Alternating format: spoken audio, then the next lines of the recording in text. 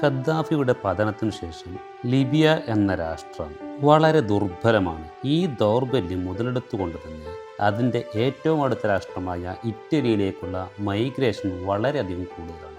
ലിബിയയിൽ എത്തിക്കഴിയുന്നവർക്ക് ഒരു ബോട്ട് മാർഗം കരപറ്റാൻ കഴിയുന്ന ഒരു സ്ഥലമാണ് ഇറ്റലി. ഖദ്ദാഫിയുടെ പതനത്തിനു ശേഷം അരാജകത്വം നിറഞ്ഞ ലിബിയയിൽ നിന്നും ഒരുപാട് പേർ ഇറ്റലിയിലേക്ക് എത്തിപ്പെടുന്നു. ഇതിൽ പ്രധാനമായിട്ടും ഇല്ലീഗലായിട്ട് എത്തിപ്പെടുന്നവരാണ്. അതുകൊണ്ട് തന്നെ UK ശേഷം ഏറ്റവും കൂടുതൽ ബംഗ്ലാദേശുകാരുടെ ജനസംഖ്യ വിദേശത്ത് നോക്കുമ്പോൾ GCCക്കു ശേഷം ഇറ്റലിയാണ്.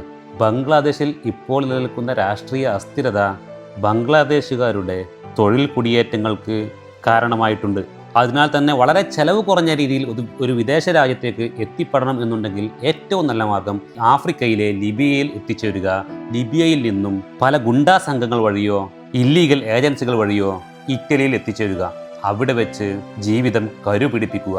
ഇതാണ് ബംഗ്ലാദേശികളായിട്ടുള്ള ആളുകൾ ഏറ്റവും കൂടുതൽ ഉപയോഗപ്പെടുത്തുന്ന യൂറോപ്പിലേക്കുള്ള കുടിയേറ്റ മാർഗത്തിൻ്റെ പ്രധാന ഭാഗം.